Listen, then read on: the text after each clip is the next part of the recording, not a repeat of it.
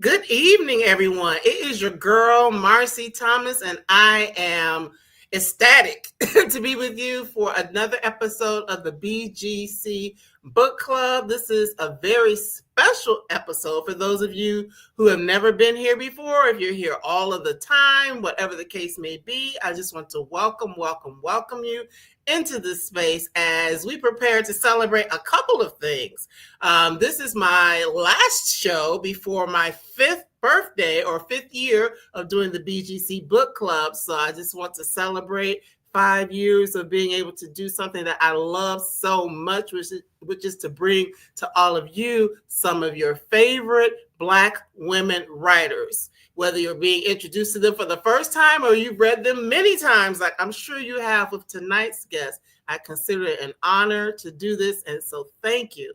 Now, I am coming to you from the outskirts of Atlanta, Georgia, originally from Cleveland, Ohio, with a whole bunch of other places in between. So if you don't mind, you please can shout out where you're joining us from, just so we know all who is here. I see some folks are dropping that already. So I'm going to, share your things here in just a moment. So thank you.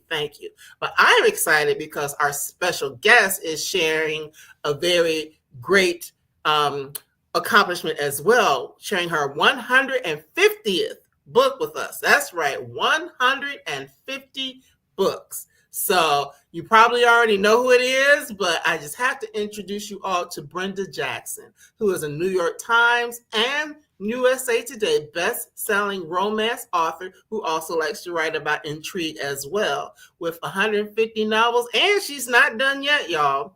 She has millions of books in print, as well as film adaptations from her books, and just so many wonderful things. So I know you don't want to hear anything more from me without me bringing her into the room. So without any further delay, let's welcome Brenda Jackson to BGC Book Club. Woo!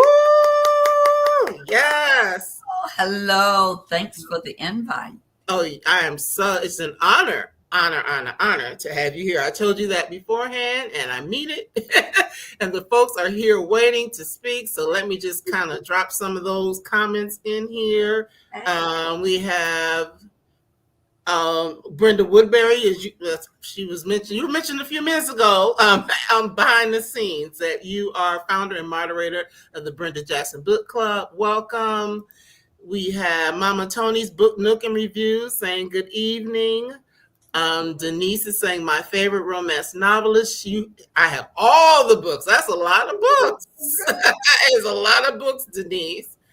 We have Carmen who's joining us from Minnesota. Carmen. Shay is here. Hey, Shay, saying hey, y'all. Hey. All right. And St. Mary's, Georgia. All right, Mama Tony. Good to meet you. And Brenda Woodbury from Apopka. I might not be saying that correctly, so forgive me. And then also Jacksonville, Florida. So a lot of Florida in the room. Thank you all for being here. We appreciate you. We love you. But more importantly, we love Brenda. So thank you again.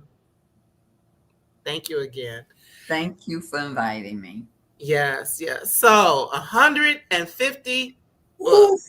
Yes. Ooh, my fingers. Yes, your fingers. You have been doing this thing for a while. So for those who may not know your story or how you got into writing, when was it that you actually published your first book? My first book, Tonight and Forever, was published in 1995. Wow. But I started writing to entertain my classmates when I was in the 8th grade in 1966 and 1967, mostly 1966. I would write stories on notebook paper, and my classmates would meet my school bus, and I would have 3 versions of the same story. Wow. And that was so fascinating because they would ask each other, which version you got? How did you think?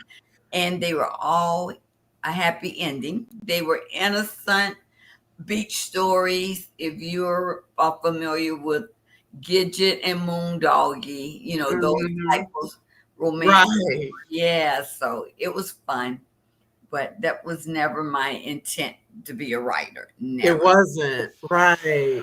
No. I knew that you went to school for what business was it? Yeah, a degree in business administration. Yes, I did. Yeah.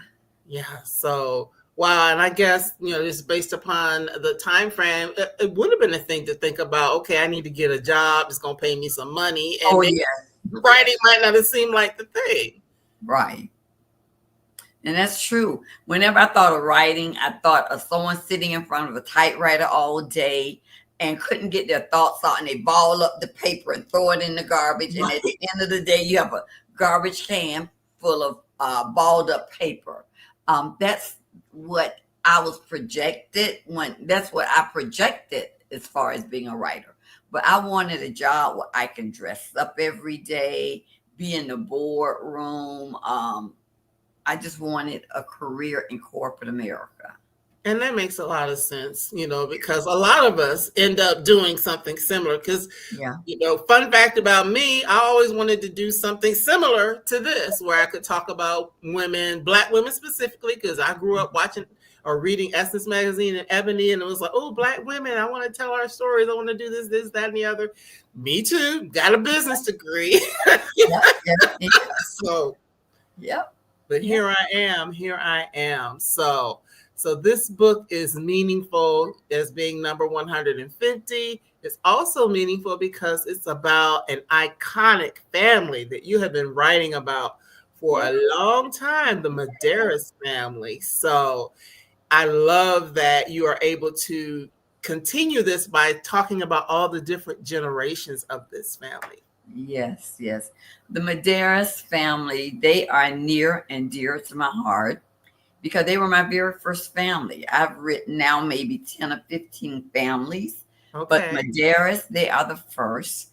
And for the first 10 books that I wrote, it was all related to the Madaris family until I was hired by other publishers who wanted another family, like the Westmoreland. Then someone wanted me to write about the Bennetts and the Montgomerys. But the Madaris family is my staple family. They're the one that I think about when I think of my real, true family. Yeah. Mm-hmm. Yeah. So as I shared with you offline, that one of my good friends sent me pictures of a book that you signed for her probably 20 years ago. That was a compilation of, 3 of the Madera stories. So yes, it's near and dear to many people. That family is near and dear to many people's hearts. And so it's so wonderful to see that you have been able to continue their storylines in the ways that you have. Thank you.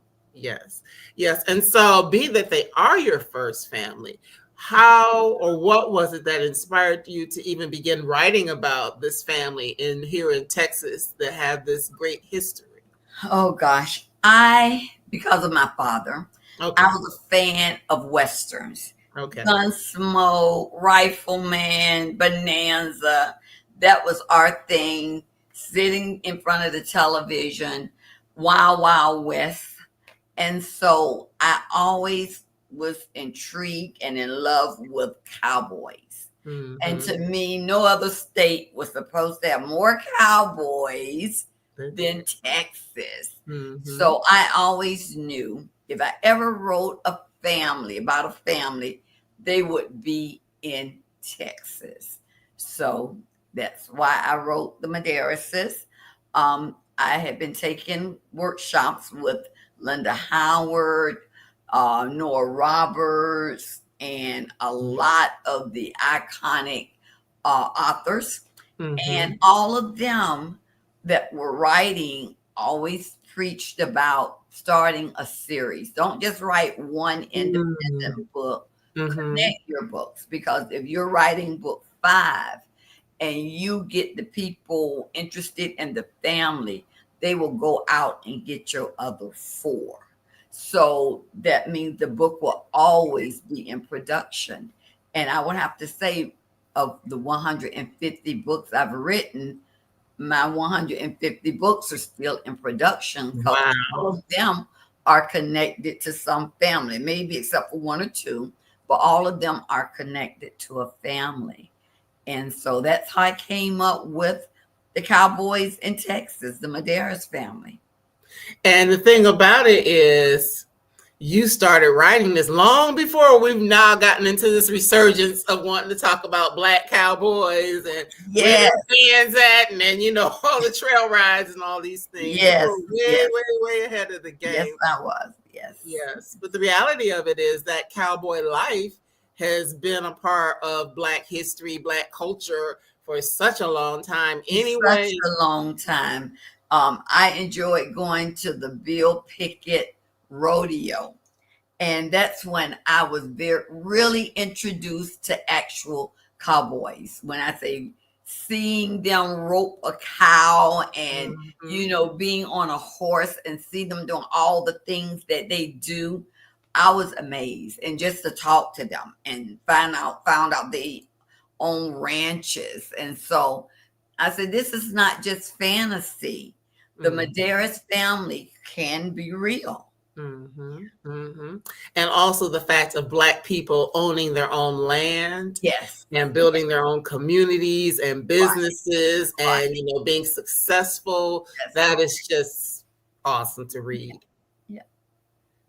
Yes, because it's just a different vibe, and we learn things while we're also being intrigued by the stories. So that is just so wonderful. So I want to dive into, and of course, for those of you who I know who are here because of Miss Brenda, no, we're not going to do spoilers or anything like that. We never do at the BGC Book Club, but I do want to dive into just some themes and ideas that come up in Spilling the Tea, just because it's such a wonderful story. If you haven't read it yet, which I'm sure her big fans probably already have, but if you haven't read it yet, we just want you to be intrigued and know a little bit about it. And you are free to ask questions. Just make sure you don't ask spoiler-ish type questions. No spoilers, okay?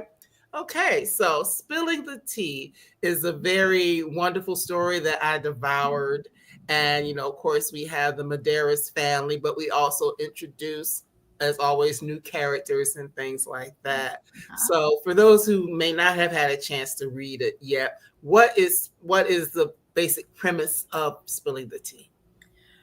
Wow. Knowing that this would be my 150th book, and I knew 5 years ago that my 150th book would be a Madaris book, because that's the way I planned it. My first book was a Madaris book. My 100th book was a Madaris book.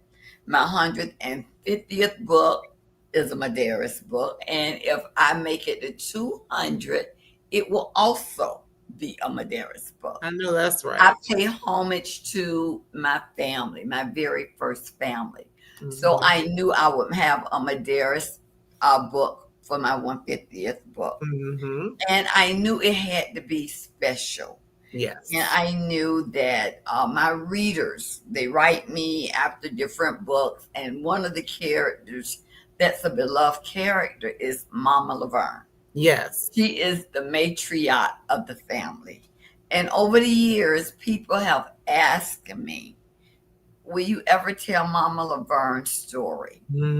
I did not want to write a total book on Mama Laverne, because then you're talking about going back to historical data, and I'm a contemporary modern day girl. Yes. But I have dabbled in going back to the 50s, the 60s in some of my books. I leave anything beyond that to my good friend Beverly Jenkins. Yes. Yes. Historian. Yes. But I knew that I wanted to tell Mama Laverne's story, but I wanted to have two parts to it. I wanted to tell her story by mingling it with a modern day romance of one of her great grandsons. So that's what I did. It was Chance time. Well, no, it was not his time. Put it that way. It was another one's time. But I selected him because I knew my family, and I felt that he needed love in his life. In Mm-hmm. all my other books, my readers knew that he was a loner. He was Mm-hmm. a rancher, and he came back from being in the war injured. And I wanted them to know more about Chance. And I figured it was time to tell his story. And I would tell it in a way that I could bring the past to the present, Mm-hmm. telling a Mama Laverne story. Yes, and it's so well. As I told you, I devoured it, and I'm like, what's going to happen? What's going on with this? When is this going to happen? When is that going to happen? I was just really so intrigued in reading the story. But one of the things, just off the top, this family is huge, right? Yes. As many of our Black families are, and just thinking about, they're at the front. You all may not be able to see this, but there is even if you get the audio, you get access to what I'm sharing. It's a family tree. Yes, there's a download. If you listen, you can see it a little bit better if I come back here. Yeah, it's very extensive because this is a family like with 7 kids, 7 sons, and everybody's having babies on babies on babies, and then they got friends and family and the community and all of that. So I guess a question that I have is, you said this is your family, so your family. I know my family. Many of us, we may or may not know our families, especially as people move and go into different places and things like that. There might have been a lot of brothers or whatever, or sisters initially, and then people start moving away and you don't know them. Right. So I just find it amazing to have such an extensive family tree, have everybody pretty much in the same community, or at least coming in and out, and keeping all those folks straight. Do you have like a flow chart or something? No, I have the family tree that I try to keep up. Right. And then I have someone who works with me, the young lady who's on here tonight, who runs my book club under Woodbury. She keeps up with all my books. I mean, when I write, I tell everybody I'm a pantster. I don't plot anything. I'm not a plotter. Okay. All I know is an idea in my head, and I write. And I remember a lot of the family. But if I ever forget anything, there's a couple of my readers that devour my book that know who's who, what needs to be in place. Right. And so I may call them and say, wait a minute, in what book did this happen? Because I would need to know. And I go back and I'll have all my, I think I'm up to 24 books now in the Madera series. Oh, wow. Yes. So I have all the books spread out in front of me. My desk is cluttered. But I know exactly what scene I'm looking for, either to talk about it in the current book or to reenact it in the current book. Because you have to be consistent. Yes. The readers will call you out and say, wait a minute, that's not what you told us in so-and-so story. Yes, they are fact checking you from your book. Checking me. Yes, they will. Yes, they will. But yes, I love that. And that, you have people helping you, because it is, it has to be, it's a collective effort anyway. But, it's just interesting to hear that with so many books that there are people that are actually, a part of your team who help you keep all that. And, I have a wonderful team. Yes. And I've met a couple of them. So yes, you do have a wonderful team. And I think that is such a blessing. Such a blessing. But in this story, as you mentioned, we're talking about Chance, and we're talking about, excuse me, sorry, just need a little bit of Mama Laverne. And it really does center them, and then someone else that comes into the town who, ultimately is, connected to the family. But in telling Mama Laverne's story, we can kind of tell the difference between what, say, a romance or romantic relationships or courting or dating. You can definitely see the difference of the times. Oh, yes. Because as I'm reading, I was like, this is good, because, the book is told from different points of view, but then you're also seeing different points in time. But yes, the way that people operate now is not the way people operated back then. No, I spoke with a couple of my aunts who were dating back in the 50s. And some of the things I said, could you do this? Not unless daddy said we could. Right. What if daddy was the head of the house? So I had to keep that in mind when I was writing the book. Wherever daddy said went. I had to keep in mind a lot of the language, like take company.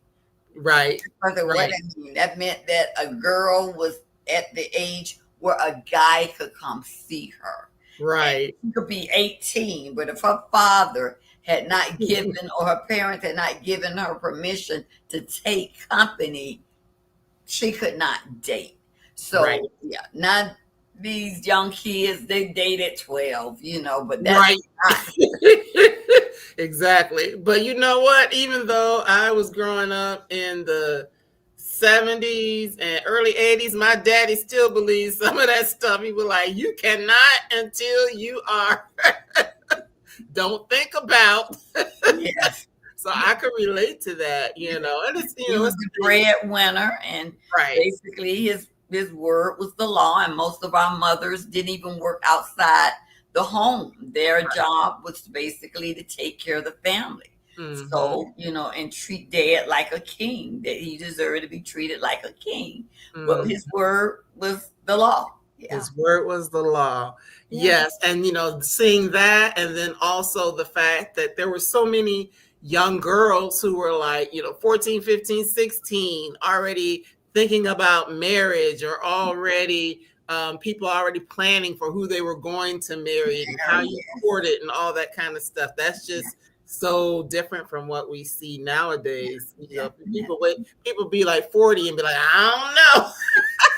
But back then you were you weren't even quote unquote grown, already thinking about marriage and family. Right. Yeah. More settled. I think, to me, even though this was a Madaris book and I introduced Milton, Mama Laverne husband. Right. Readers had heard about him.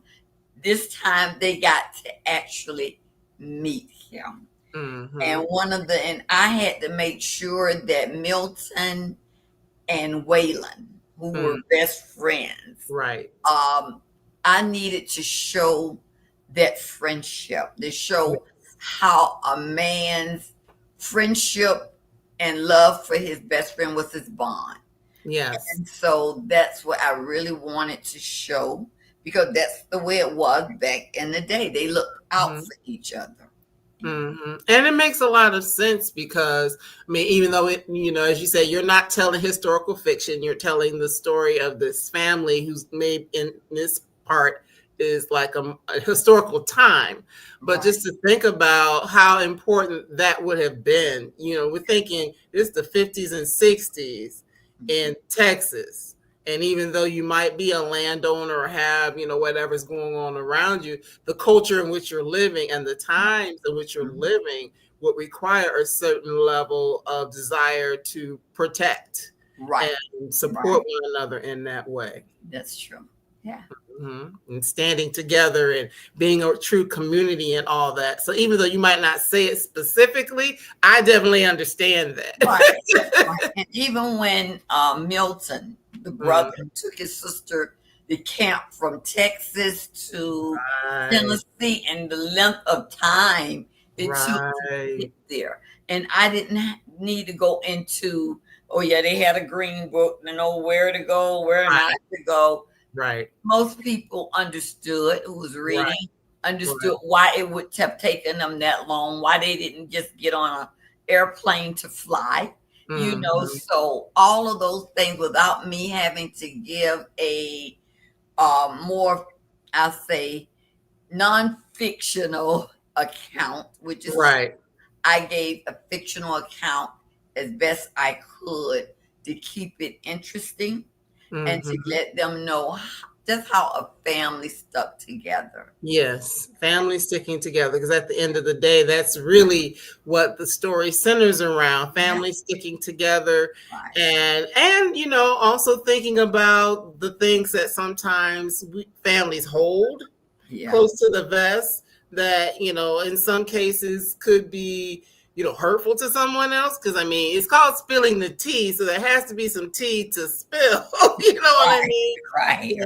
That people can have things that they, for whatever reason, they don't really want to tell Want to the tell. whole story, right? And I think there are secrets in every family. Absolutely. And that's why, secrets never told, spilling the tea, some older family members would have done like Mama Laverne did.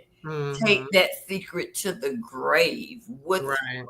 Had she not known that I need to spill this tea in order to move everything forward. Let this young lady, know what's happening. Yeah. Mm-hmm. And I do. Speaking of the young lady, we've talked a lot about the Madaris family, but this young lady comes into town. Zoey Pritchard who's the new character that we're introduced to, and she comes into town. Her story is very interesting because she really is in search of figuring out who she is. So just tell us a little bit about her, because I really enjoyed her character. Oh, Zoey. Oh, she stole my heart when I started writing about her, because I could picture her as an 8-year-old being in that situation, losing her parents, and not being 20 years later, still not knowing anything. Not because you don't want to know, but because there is a situation that stopped you from knowing. But then all of a sudden, you start having these dreams. And then the dreams seem so real. So you don't know, are they dreams or a figment of my imagination or whatever. But she had to decide to investigate, to go back to this place that someone told her didn't exist, this ranch house. And so everything started falling into place for her when she did that. And that's what sometimes we have to do. Right. We have to face the past, even though we don't want to face the past. I have friends that were adopted, decide that, I was adopted by a great family. I love mom, I love dad, but there's a part of me want to know my origin. Right. And it definitely makes sense, and in a case with her, losing her parents, she's really young, there's things that she doesn't remember. She's raised by somebody who's not wanting to tell her certain things. And along the way, you find out, the reasoning why. So you got to read the book if you haven't already. You got to read the book to kind of know where this is going. But yes, I can't even imagine what that would be like, to pretty much not have anyone and not even really be able to remember. So, coming to this town, coming, to Houston and in this particular community, and, being able to just recapture some things that, you just don't even really remember, and hopefully, to regain a sense of who you are. Yeah. And then to enter a place and know that this place was a part of my dream. So that meant something, she passed out, so it was, when I was writing this book, I was right there with her, because like I said, I don't write anything down when I'm writing. It's all in my head. And when I'm sitting at my computer, it's rolling like I'm watching a movie. So I was able to watch her when she stepped into the ranch house and looked around, and then saw that flash of, remembrance. I've been here before. I don't know when, how, but I remember that sofa. I remember this. Your memory, your mind is fantastic. Mm-hmm. Yeah, so you talk about dreams. Sometimes, I have dreams that look like movies sometimes. So yes, I mean the imagination is vivid. So Yeah. for her to be having these dreams and like, is this real or is this just some wild thing that I just thought up and And for sometimes someone to tell you, oh no, you're just imagining, and then right. that person dies and you find out you were not We're imagining not that this place imagining. actually does exist. Mm-hmm. Mm-hmm. That is such a good story. It's such a well written story, and just again all of the different pieces, and when we as you get through it and start to get to the end and figure out what things are happening and why, it's like wow, I wasn't expecting. I love to add twists and turns in my There's a lot story. of twists You and think turns. you have figured out where I'm going, Yes. I'll take you somewhere else. Yes, right, because it does say you like romance and intrigue. Yes. Yes. So, what is it about the intrigue that has you incorporate that into your books as well? Oh gosh. I know how to write just a straight romance. Mhm. No intrigue, just romance. I know how to write and what I call an action romance, where you feel like you're running a race when you're reading it. Mhm. But I love intrigue. I Mhm. love intrigue because I keep the readers in suspense Yes. until I'm ready to drop that nugget to let them know what's going on. And Mhm. that's how I love it. And I remember as a little girl, I used to watch Perry Mason. You Oh probably yes. you remember Perry Mason? Yes. And Mhm. even though his client always got off, I loved the part when he would tell how it went and how they. Mhm.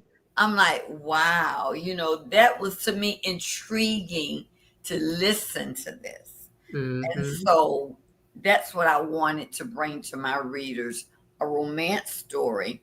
And I think I had three romance stories going on in You this book. definitely. I was going to talk about that. Three You romance, definitely. yeah, stories going on in this book. How I could bring both of them, all three of them together, and still don't lose anybody and have intrigue going on where all of them are connected to this one plot that I Mm. didn't write down. It was just, Yes. yeah. That's when you said it like wow, because I mean, y'all, and those of you who have read it, you don't have to, like I said, not to give anything away, but you can amen or whatever the case may be if you've already read it and you know this, or leave a comment, please. We love for your interaction, but the fact that you don't like do all of it in advance and like, okay, this is what's gonna happen, this is gonna happen, just Oh, oops, no. lost the earring, but you can't see that one anyway. But yes, just the fact that to know that it's just kind of like free fall. That Yeah. is like that's like brilliant, and that's why you have 150 books under your belt, because that's brilliant to Thank you. think that you could tell a story that does have that intrigue, that does enter, all these different stories that are kind of interwoven in one, and how they all come together. That is really brilliant. And gosh, yes. Kudos to you for that. But as you mentioned in the book, there are three romances. Of course, we see Mama Laverne and her romance, and then there is her husband's best friend and his romance, and then of course there's the modern romance between Zoey and Chance. And Yes. so just thinking about that, those other stories, it's all love and falling in love, but each story is so different. Yes. Each story is so different. One thing about a Brenda Jackson novel is going to have a happy ending with the Yes, main characters. right.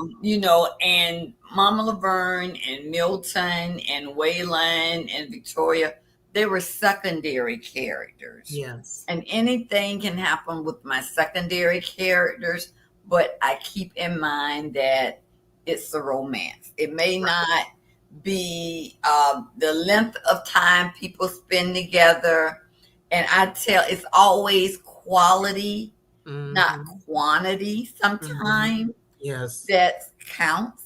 And Yeah. that's how it had to be for Waylon and Victoria. Yes. And, it was just a story that touched my heart. When after I wrote it, I couldn't read it. Mm. I sent it off. I did not read it again until it was read to me by my audio guy, Ron Butler. Yes. Now that was different because I did, well, just to let you know, I did some reading, Uh-huh. and then probably the last third, I actually listened, and it was like, oh, she's got a man reading. So I found that interesting. So Yes. does he do a lot of your books? Ron Butler does a lot of my books. He does a lot. He's my number one go-to guy for reading my books because Ron is so versatile. He can, he's even doing my YA book. I'm doing a young adult book. Yes. Ron can have a female voice. He can have a male sexy voice. If I need someone in a different language, I wrote about a guy from Australia. He took on the Australian accent. Wow. He took on the Mexican accent. So he is very versatile, and that's what I need in this story. Or in most of my books, I need someone who's very versatile because I have a lot of characters sometimes in my book. I don't want them to all sound alike. Right. Make sure they don't.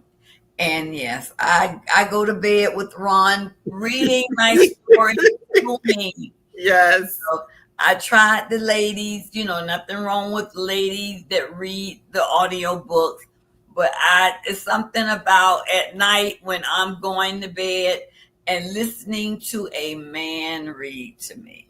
Yes. Ron is it. Yeah. Yes, it was so good. And it was like surprising at first because I am so used to, now sometimes it might, if it's got, dual, multiple points of view, it may have, a man for the male part, a woman for the woman part. But to have, a man read all of it, it's just like, it was good. And, I will listen to it again because you're right. It's just so different. And he does an excellent job. So kudos on that. Yes, and like I do, Carmen, I do enjoy hearing Ron Butler. Yes. But yes, looking at Victoria and Waylon's story, as you said, they are secondary characters, but yet again, what's happening with them is central to the story. Yes, and so just really thinking about what how, well, I don't want to say too much, but how, you can have a situation where people are together and they have a lot of obstacles. I'll just put it that they have a lot of obstacles and things in their lives, but how there can be a person that no matter what the obstacles are, that there is this love that exists throughout time in spite of all of the things. In spite of all of that, obstacles, forces to keep, I don't want to say evil forces. Well, you can say evil forces. I would say evil forces, yes. Go right ahead. But forces that just don't want your happiness and you love in spite of. Yes. And that's what they had to do. That's and when you thought it was no way, Jose, for them to overcome and be together, true love found a way. True love found a way. So yes, it's like, no, the circumstances may not be the same for every person, but understanding that, hey, there can be those people who, I would guess you would consider that a second chance romance. Yes. There are those people who, for whatever reason, it doesn't work out in the early stages or whenever they come together, but then come together later. We see that with them. And then, of course, we see Mama Laverne and Milton. I say, I got it up here. how they have a different type of love story where there's things for them run a little more smoothly, but not necessarily. But and their love was and their trust and love for each other was tested. It was tested. I don't know how many women would have done what Mama Laverne done when they were faced with the Madera scandal. Yes. You know, oh, what? Okay, see ya. But she Mhm. believed in the man that she loved. Right. And she, no matter what, you can imagine back in the day, Mhm. her father is a minister. Yes. And so you know some of the gossip, but she didn't care. She Right. was going to stand by her man. Yeah. Stand by, like that's on Stand By Your Man. Sing it, girl. Yeah, she was going. So I got a little country in me, and you didn't know that. But yes, just to see her story, and I mean, because of their love story, we get all these Madaris books. So I mean, yes. Just think, if they hadn't gotten married, then we wouldn't have the Madaris family, the Whispering Pines, and I wouldn't have a good 10, 15 more books to write.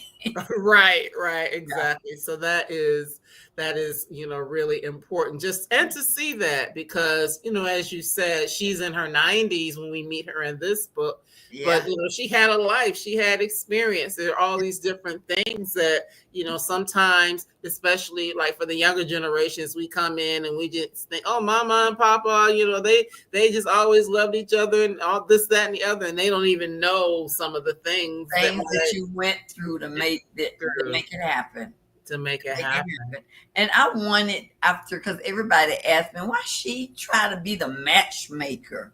Now they see, she went through it, Right. So she knows the caliber of women she want, and men she want to marry in the Madaris family. Because one bad apple, like the one that was going to sell the Madaris family tea recipe and whatever. So one bad apple could spoil the whole bunch and make everybody life a living hell. So while she still has breath in her body, she is going to select, because those great grands, first 4 sons, the Hellraisers, Elton, Lee, Nolan, and Luke, those are the ones she's concentrating on. She figured that Jake and Jonathan, their kids, great grands, they'll be okay. But these great grands, I think 16 from my first 4 sons, I got to put my hand into this. Yeah, because they're a little wild. Yeah, because there's a line in there. She's like, no, these boys are whoremongers. I can't have you doing it.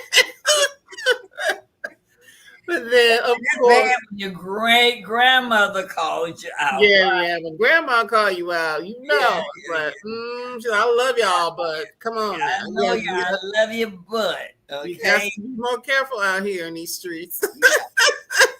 None of y'all is good enough for her. Yeah.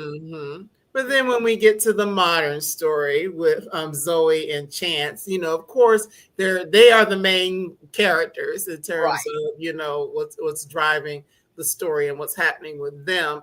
But just to see, of course, there's going to be tension. There are things that will pull them together. Bring them together. There are things that would pull them apart. And just, looking at that. But to think, this woman comes to this space and she meets this, hot, sexy cowboy. And there's this instant attraction, but then, for a lot of reasons, it's a burn. We know it's going to be a burn from day one, but there are a lot of reasons why maybe they might not want to burn. So it's a slow burn. Yeah, but yes, but looking at Chance, that he's been hurt, he's dealt with all these other negative things, and he's known as issues. He had issues. A little mean, a lot of womanizer, like, I'll go over here and do whatever. Don't expect me to fall in love. Yeah. And but there are people who are like that though, who have been hurt, and once they've been hurt, they've been like, yeah, no, that's okay. I'll pass. Yeah. Yeah. And so we're watching him have to learn what it means to love and fall in love again, Mhm. and all of that, open up his heart and the ways Right. that he does that. But Yeah. then, with Zoey, we're watching her kind of the same thing, because she's out here in the world on her own. Yeah. People that she loves, she's lost. So there would be a level of fear, Yeah. because you're like, okay, everything I love, I lose. Right. True. Yeah. So that, just watching all of that and how they come together and work together. But, they do, eventually fall in love, and Yes. you give us a little spicy steam. I'm like, okay. I'm the hot lady. I got to throw You got to something throw in some with in there. Dr. Pritchard and Rancher Madaris. Yeah. Yes, yeah, the doctor and the rancher. Yes, we got to throw some in there. But even, in that, it's like we've been waiting for it. We know it's going to happen. We've been waiting for it. It's the buildup, and it happens in a way that makes sense. You know what I mean? Yeah. Yeah. That's one thing I can never do when I write is rush my love scenes. It has to be on point. Now, I've had love scenes in the first chapter, I mean, if it's the story, it's the story. right? But there are some people that it just have to be gradual, and I don't have a problem with that, because I'll talk to Shay and I'll talk to Brenda Woodbury, say they haven't even kissed yet. What's going on with these people? But it wasn't for them to kiss yet. Everything it's a time for them. Right. And Chance had issues. There's always going to be that attraction. It was an attraction from day one. Right. They first saw each other. But you have to have more than just an attraction. Right. And especially, in telling romance. If it was a different type of book, then maybe, but because it's a romance, and, considering in this particular book, you are also telling some backstory and all these other things. There just has to be, I agree, a little bit more meat, so you can really become invested in the characters and what's happening, and, wanting them to, kind of wanting them to be together, and, maybe seeing more from them than what they see for themselves as you're reading along. Right. That's how I felt, because it's like, okay, no, they haven't kissed yet, no, they haven't whatever yet, but it's like they needed that just based upon who they came into the situation as. Because I mean, Zoe's not even going there looking for a man; she's going there to find out about her family. Yeah, her past. Yeah. Her past, yes. So the man, and the man is the bonus. The man is not a plan. Hey. I like that. That's a great title. I'm gonna have to use it one day. Yes. Just give me credit, and just put my name in the book. But but that's really not why she's there. So yes, and so this family is so exciting. This book is really great. Number 150. You say you got about another 50 more in you? Oh God, I think I do. Not just in this family, not all Maderises, because I still have. I think Mama Laverne. That's why I don't even age her anymore.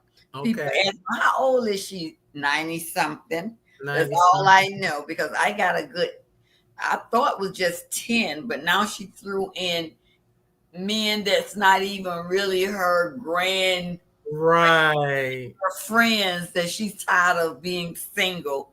The Bannisters, they're the nephews of her son's, her daughter-in-law, one of her son's wives.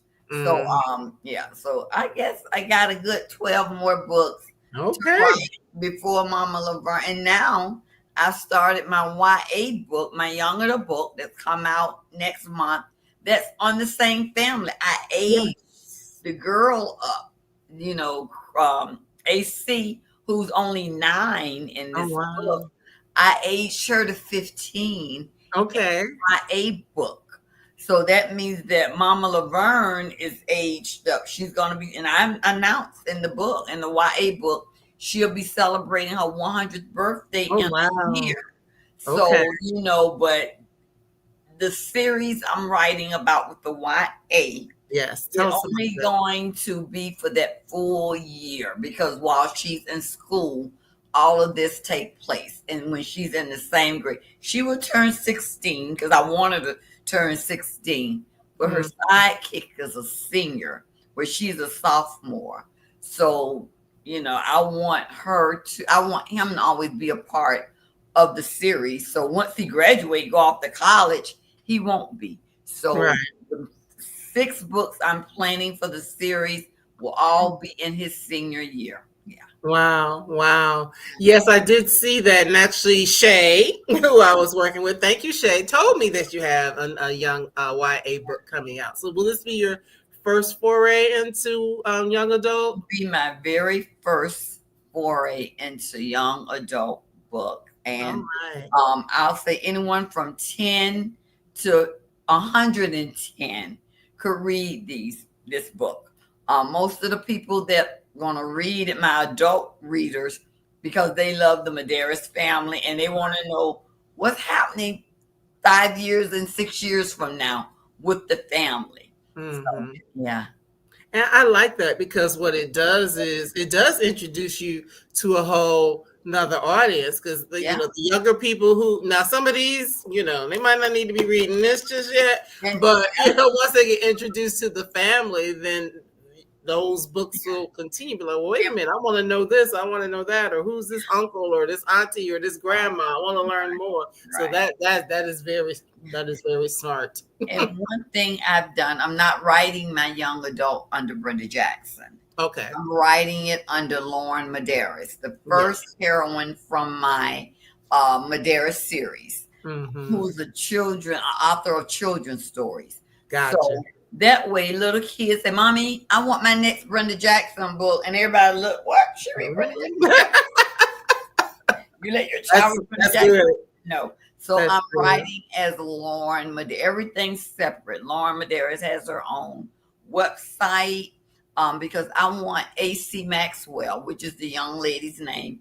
Her parents, the couple is one of the most favorite couple in the Madaris series. Gotcha. And Alex. So her parents. So my thing is to make her a Black Nancy Drew, because she is just that. Her dad is a private investigator. Her mom is an investigative journalist. So it's in her blood to be this type of sleuth, a teen sleuth. So I had fun with that book.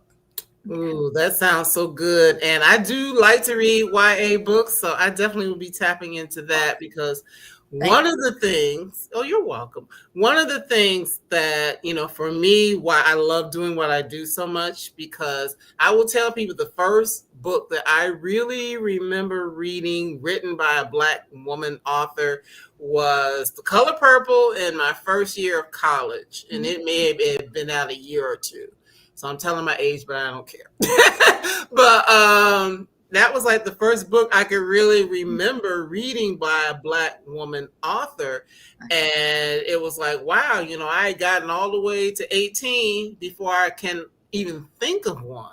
So I was reading Nancy Drew or books, or, reading Judy Blume or whatever, which is great, not to take anything away from them. Right. But the fact of having books now that we can pick up and we can see characters that look like us, that, they wear their hair like us, or, whatever the case, listen to the same music we listen to, whatever the case may be, that just means so much. Yeah. So I'm glad that you are doing that, so the younger people can get a taste of what that feels like. And then when they're older, 18 or more, then they could say, "Are there other books?" Say, "Yeah, but it's not written by Lauren Madaris. It's really written by Brenda Jackson." So right. Hopefully they then can gradually read my adult books. They're your adult books. Yeah. So I know you have got a lot of... Let's say that's great. I was 22. Okay. Oh, 22 when you got to, I'm assuming you're talking about The Color Purple, but yes.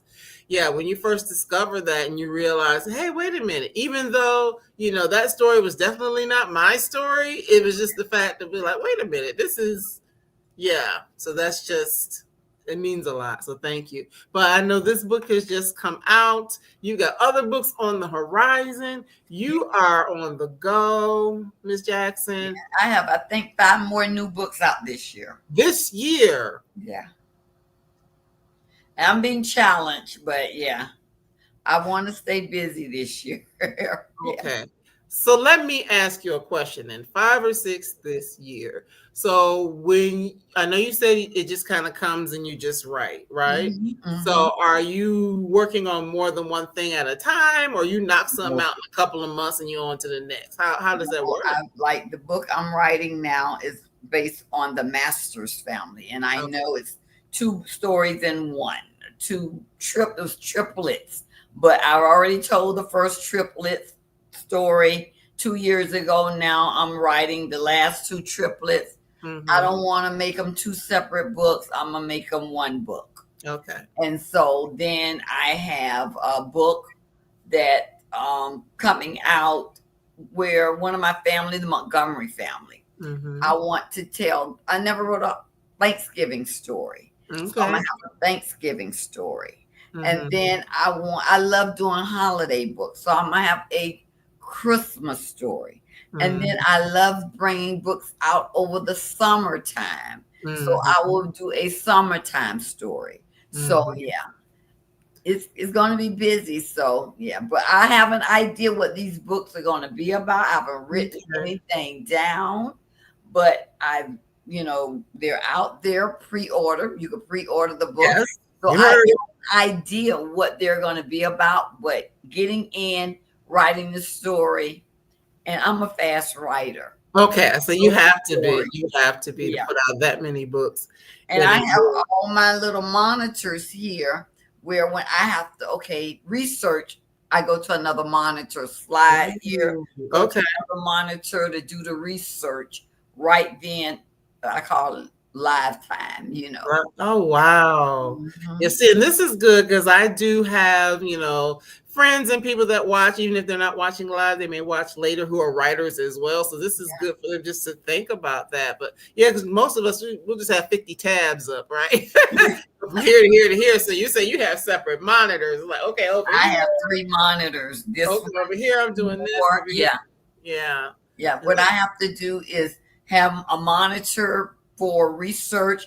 Then I have a monitor for Kindle. Because remember, I write series, and if it's not here in the book, then I go to the book that person was in because I write series, sequels. Then I find out what I said about that person the last time. So then I got to read, he got this color eyes, he did this, and then I'm back to the story.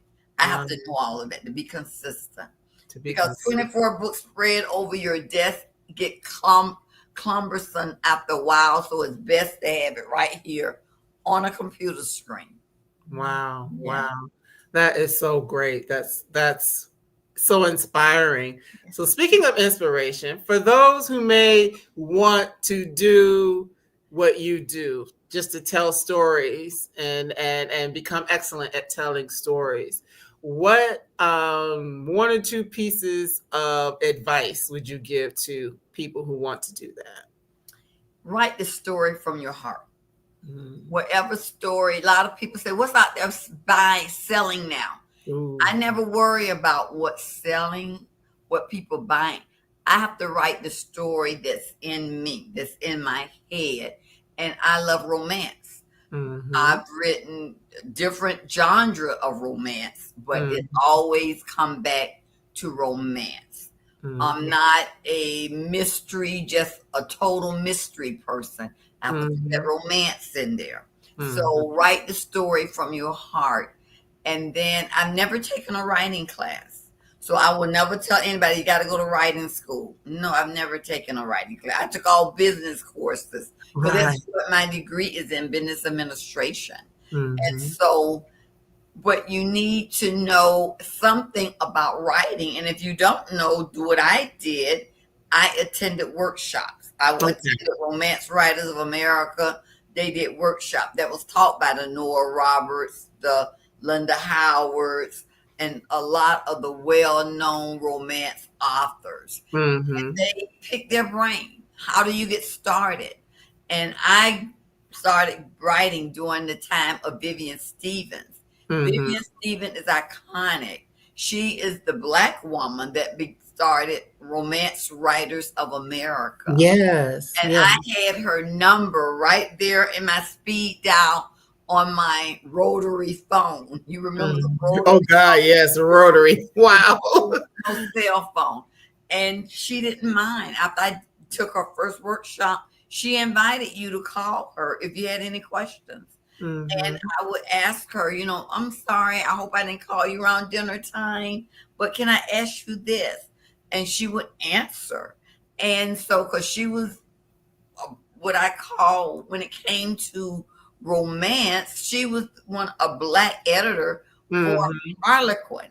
And she brought on some of the authors that we know today, Sandra Brown, Bonnie Drake. She hired them, you know, Jane Ann Krantz. She was their first editor.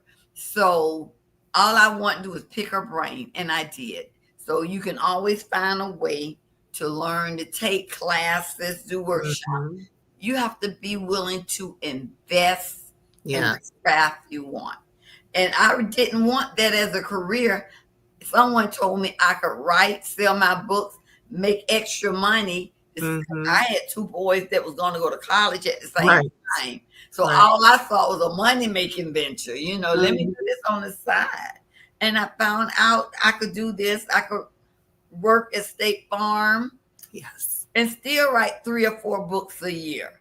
So I'm like, well, because I enjoyed it. In fact, I wrote some of my best books when I had stressful days at work. Wow. That was the way I kind of like relieve my stress, get into other people's business.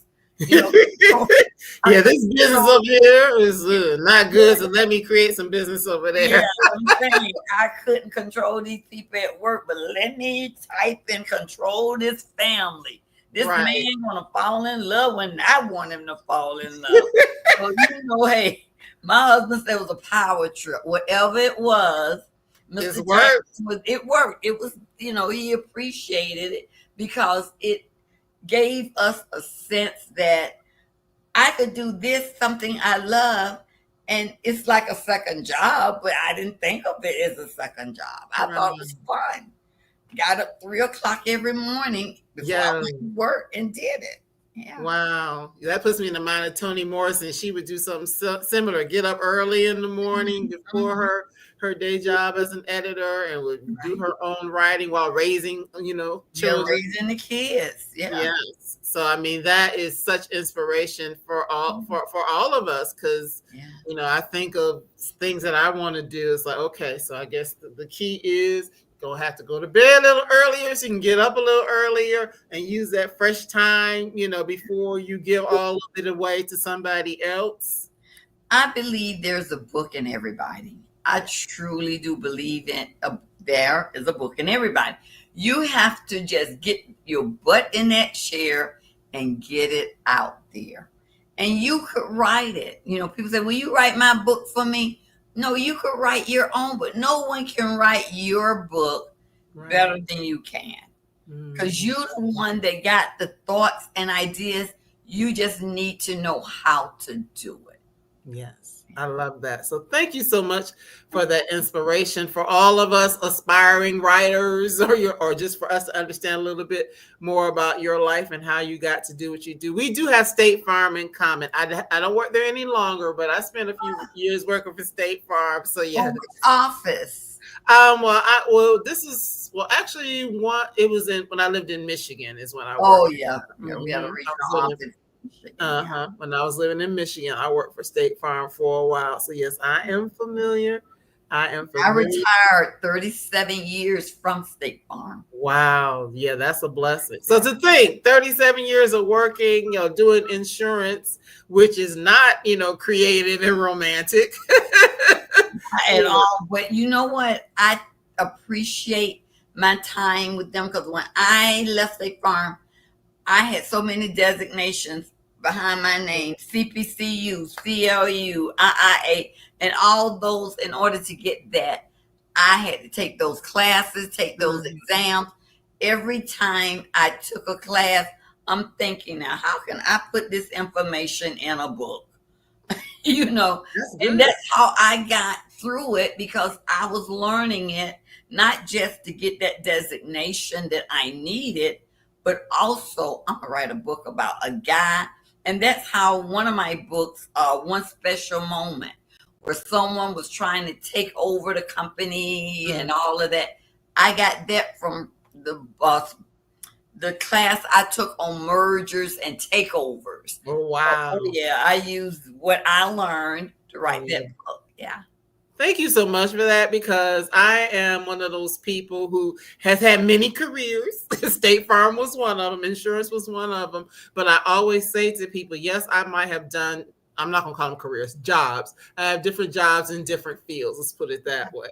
But I learned something everywhere that I go. And so I can, those would be things that I could incorporate into something that I write, or just, cause me to maybe think a little bit differently, about things, because I've had the experience, in insurance or like auto sales. I've been in auto sales before, or, whatever, telecommunications, just different things that I've done. So thank you for that, because now I'm thinking, when I write this book, I can tap into some of that stuff. Yes, you can. And if there's an occupation, and I like to try new different occupation other than the doctor, the lawyer. I do a lot of doctors and lawyers, because Zoey was a doctor. Yes. And Chancellor's a rancher. But I like to talk to people and say, what do you do? And if they tell me something, I never heard of that job before. Here's my business card. Do you have one? Because I would love to pick your brain and find out what you do, because these young people who read books, they may say, wow, that job that she did was very interesting. Yes, open up people's hearts and minds to what's possible for them. So I love that. Well, I could talk to you all night, and the people are still watching, so I guess they could listen to you all night, but I know that I can't keep you all night. So again, everybody, we have been talking about spilling the tea, and so she's been spilling the tea on some of the other things that she's got going on, and I love that. So of course, in real time, there may be people, or there will be people, I should say, who will watch this later. But, right now, as of April 23rd, are there any places that you're going to be in the coming days or weeks where people can come out and meet you? And like my girlfriend shared her picture of her signed book, where you may be signing books and things like that? Yes, I think my next in-person book signing is in Houston, Texas. Okay. I'm not sure the name of the bookstore. Shay would know it, but it's on the 15th of May in Houston, Texas, because that's where my whole Madaris family started. And then on the 16th, I'm having a big party. Yes. And it will be to benefit the Josephine Streeter Threat Scholarship Foundation. I started a scholarship drives foundation a good 25 years ago in honor of my grandmother, where I give out so many scholarships every year to high school seniors that's going to college or trade school. So I always, and the only fundraiser I do is every 2 years, I take a cruise with my readers, and I love it because they know they're coming on their cruise to benefit my scholarship fundraiser. So this year I'm doing a hoedown. So get them plans ready the night before somewhere. Those who can't go on the cruise. And I'm learning boots on the ground. I'm learning the dance. So if I don't do any other line dance, I'm going to know that one. I know that's right. And the menu is out of this world.